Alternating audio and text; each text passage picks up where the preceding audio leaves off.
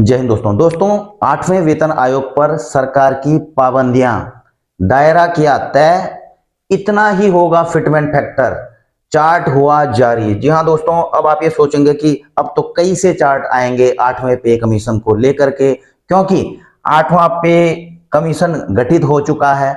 देखिए दोस्तों, ये चार्ट क्योंकि बिल्कुल एक ऑथेंटिक सोर्स से आया है, इसीलिए मैं इसको लेकर के आया हूं। तो उसका एनालिसिस करेंगे इस वीडियो में दोस्तों कि कितना आपको फिटमेंट फैक्टर मिल सकता है, कितना आपकी सैलरी और पेंशन में कितना परसेंटेज हाइक हो सकता है, बढ़ोतरी हो सकती है। वो पूरा चार्ट यहां पर है आगे दोस्तों, तो इस पर मैं चर्चा करूंगा आगे। इससे पहले दोस्तों, आपको पता ही है, चाहे कुछ भी कोई बॉडी बनाई जाती है, बॉडी का मतलब ये वाली बॉडी नहीं, अगर एडवाइजरी बॉडी या मतलब गवर्नमेंट कोई कुछ भी आपको आप ये लगा कोई समिति गठित करती है, तो उसके लिए कुछ दायरे भी नियुक्त करती है कि इस दायरे में रह करके आप काम करेंगे। आपको ये चीजें, इन चीजों का ख्याल रखते हुए आपको अपनी रिपोर्ट तैयार करनी है। तो उसी प्रकार से जो पे कमीशन है दोस्तों, इनके लिए भी कुछ दायरे नियुक्त किए गए हैं। इवन कि मैं आपको बता दूं, टर्म्स ऑफ रेफरेंसेज भी इसमें है, लेकिन मैं इस पर नहीं आऊंगा, वीडियो थोड़ा लंबी हो जाएगी। सबसे पहले जो दायरे हैं दोस्तों, आप देख रहे हैं कि advisory body with no mandatory authority for the government to accept its recommendations. आप इस चीज को समझ रहे होंगे, जो प्रेस रिलीज भी निकला था उसमें भी इस चीज को मेंशन किया गया था कि जो पे कमीशन गठित किया गया है, यह एक टेम्परेरी बॉडी है। और यहां पर लिखा है एडवाइजरी बॉडी, ठीक है, कि जो एडवाइज करेगी विद नो मैंडेटरी अथॉरिटी। कोई अथॉरिटी नहीं है कि पे कमीशन जो अपनी रिपोर्ट देगी तो उसको government to accept its recommendation, की गवर्नमेंट को उसको उनकी रिकमेंडेशन को एक्सेप्ट करना ही करना है। ऐसा कोई मैंडेटरी नहीं है। इनका काम केवल एक एडवाइजरी बॉडी है, पूरा एनालिसिस करके रिपोर्ट तैयार करके सरकार के पास देना।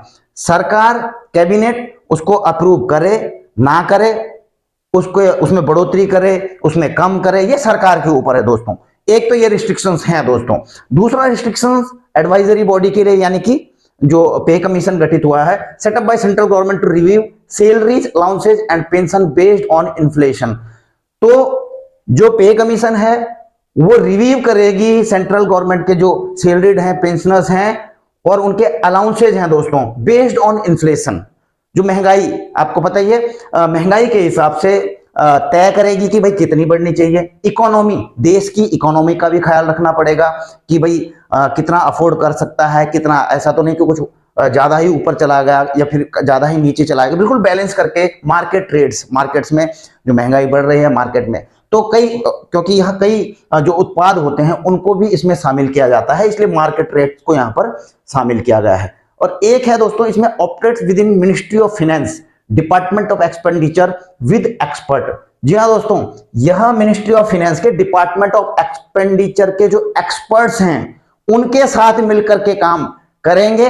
और क्यों करेंगे दोस्तों? क्योंकि यहीं से उनको पूरी हिसाब किताब मिल पाएगा कि हम किसी चीज से ज्यादा आगे तो नहीं जा रहे हैं, कुछ कम तो नहीं जा रहे हैं। तो यहां से इनको पूरी रिपोर्ट, ये भी मतलब इनके साथ में मिलजुल कर इस प्रकार से काम करेंगे। अब आप इस चीज को समझ रहे होंगे कि कुछ पाबंदियां इस प्रकार की उनके पास भी है, ठीक है ना। आप भी, हमारे फैमिली से भी अगर कोई मार्केट जाते हैं कि बच्चे जाएंगे कि हमको तो शॉपिंग करने जाना है, तो हम भी क्या, जो पेरेंट्स होते हैं, जो गार्जियन होते हैं, चलो ठीक है जाओ, लेकिन आप लिमिट्स रखते हैं उनके लिए, भाई इतने तक की शॉपिंग करना, ये 2000 हैं, ये 5000 हैं, बाकी इसके अंतर्गत जितना भी आप कर सको तो कर लेना, इससे ज्यादा आप शॉपिंग मत करना। कुल मिलाकर हर जगह पाबंदियां होती हैं। बाकी आपको पता है, चेयरपर्सन नियुक्त कर दिया गया फॉर्मर जज of the Supreme Court of India, justice Ranjana Prakash Desai ji को, ठीक है। पार्ट टाइम मेंबर्स हैं और ये सारे नियुक्त कर दिए गए हैं मेंबर, ठीक है। अब बात करेंगे दोस्तों चार्ट, 8वें वेतन आयोग का चार्ट लेकर के आया हूं, 8वें वेतन और जो पे मैट्रिक्स है। अब देखिए दोस्तों, क्योंकि इसको स्टाफ न्यूज ने प्रकाशित किया है, इसीलिए मैं इसको अपने वीडियो में लेकर के आया हूं, ठीक है ना।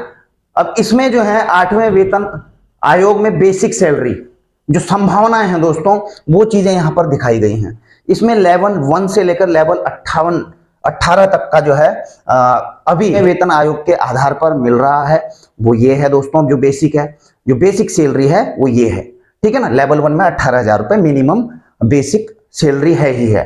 अब देखिए इसमें इन्होंने 3 फिटमेंट फैक्टर दिए हैं दोस्तों, और मैं इनको आपको समझाऊंगा और आपको तब बताऊंगा दोस्तों, क्योंकि मार्केट में जो चल रहा है कि 1.92 से लेकर 2.86 की डिमांड भी की जा रही है संगठनों के द्वारा। तो क्या 2.86 आपको मिल सकता है, सरकार दे सकती है, इस पर भी चर्चा करूंगा।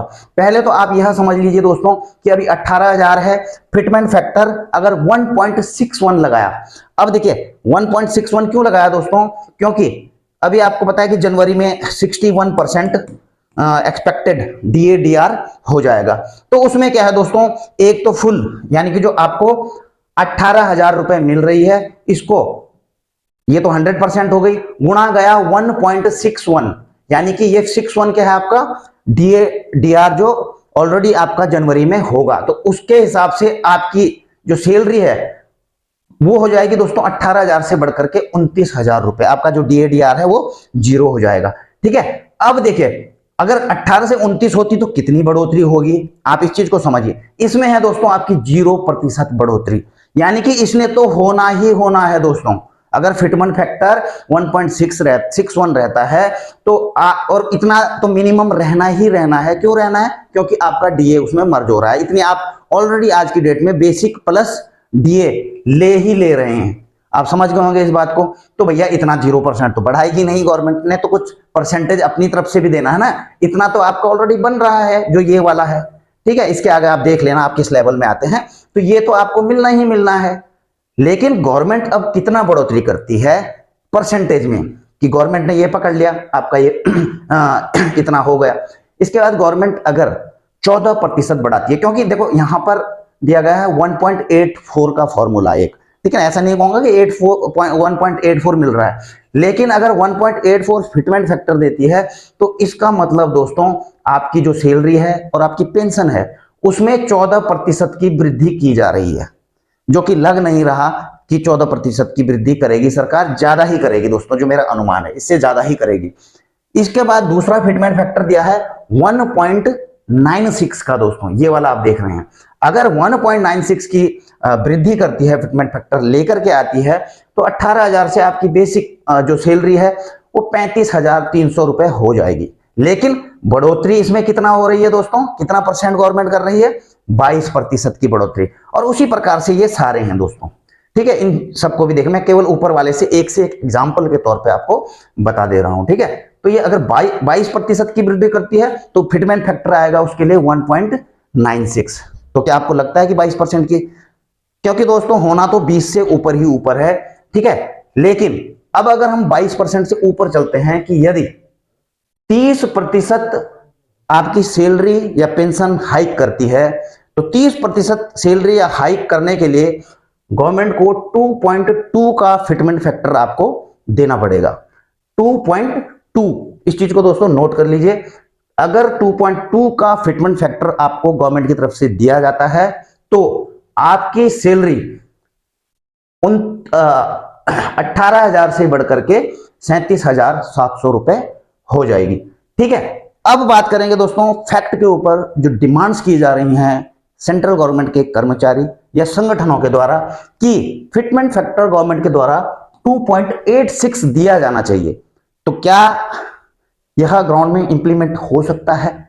अब देखिए दोस्तों, अगर गवर्नमेंट 2.86% फिटमेंट फैक्टर देती है तो गवर्नमेंट को 77.3% की वृद्धि करनी पड़ेगी आपकी सैलरी और पेंशन में। तो आपको क्या लगता है दोस्तों कि 77% एक पे कमीशन में गवर्नमेंट वृद्धि कर सकती है? यह दोस्तों कहीं से भी नहीं लगता है।